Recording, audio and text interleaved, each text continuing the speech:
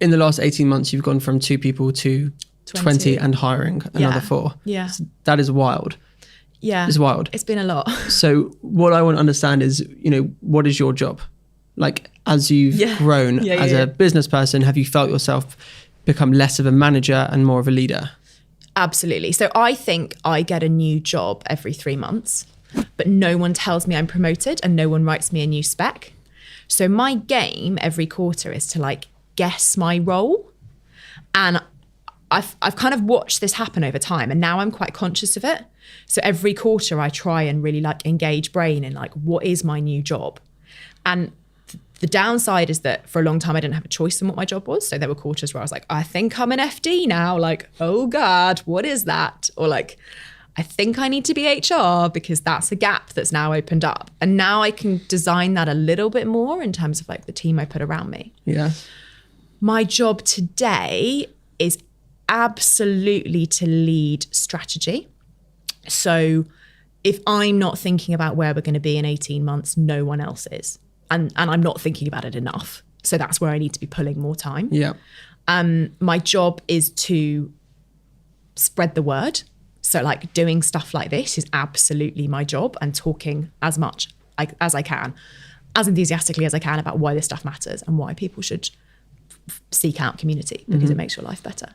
And I think my job is to nurture the team. And I think that is a really meaty part of what I do. And that's making sure that they feel inspired and supported, and also firefighting. I'll spend time every week just solving big burning problems because right now I'm the best person to do it. I'm also actively involved in a lot of our brand hackers work. So I am the quality control of everything that goes out of the business. It's still, of course it will always be an incredibly personal brand. I put myself at the front of it very publicly. And so that means that I have a degree of hands on everything. So I really like the idea of this 3-month new job and then without a promotion, because there's just so much to that. One is the leadership, the self-awareness needed to say, okay, I actually need to pick up different roles and responsibilities. But then 2 is just the brutal reality of being a founder, which is you don't get the good job praise. Nobody is really there. But that's something else. So on the roles and responsibilities. Such a sad little aside. Yeah, it is quite sad. It is quite sad. There are ways of solving that. My tip would be tell the team that's how it feels, and make that aware. My team know that I need a bit of love too, and I'm so pleased I made that clear. So I'll just say that as a little heartfelt. That's nice. You're not out there on your own. Not out there on your own. It's definitely something I've felt. And then there are moments where you get a ton of validation all at once. Yes. And I was speaking to somebody sent me a message. Hey, somebody's just offered to buy my business. What do you make of this? What do you think? So I had the chat with them and I was like, first of all, what's the offer? Give me all the juice and I'll share my thoughts. And it turns out it was a very similar offer to something that I've been given in the past, different company, but essentially, hey, let's take your entire company and all the ownership off of you, but we're going to help you reach your dreams.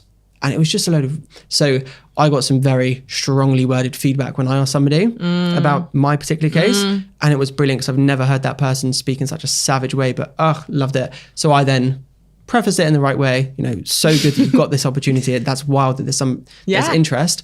Point 2, the offer is a load of crap. Yeah. Bin it. You know what you're doing. Bin it. But also point 3, just remember, you're out here doing this on your own. There's a ton of responsibility on your shoulders, ton of stress. And you've also got no boss to say, well done, I'll give you any kind of feedback. Yeah. So when there's somebody in the market who you know of and admire and respect, and they turn around and say, hey, we could incorporate you into our company, we could buy your business. That is such a huge amount of validation all in one blow. And it's very easy to get swept up in the excitement. It's overwhelming. Yeah. Yeah. So when this has happened now more recently, whether it's investment offers, it's just a quick glance. Is it commercially viable? Is it within our plans? Every single time so far it's been no. And it's thanks so much, let's revisit in future. But going back to the kind of every 3 months new job is something that I've felt as well. So we've had a similar, I think there were 5 of us this time last year. They're in our 17, we're hiring for a bunch of people. And it did take me quite a while to realize this. And now I think I've sorted a process for myself that works, which is every quarter I have a new job description and I write that job description and I communicate it with the team. And, you know, I ask people, I still need to do the asking part. I've done the job description, I've saved it on Notion. I need to actually ask people about it. Yeah. But it says quite clearly, like, if there's anything relating to holidays, if there's anything relating to the mental health days that we give and what that looks like, or if it's anything relating to the office and the rota that we have, or if we're moving office, that's no longer me. I can't answer those questions. That's somebody else. Whereas here's what I do quite clearly. But then this is going to happen again, because if we, you know, grow at the same rate that we're growing, there are big chunks of the business, like you mentioned, quality control. That's a big piece.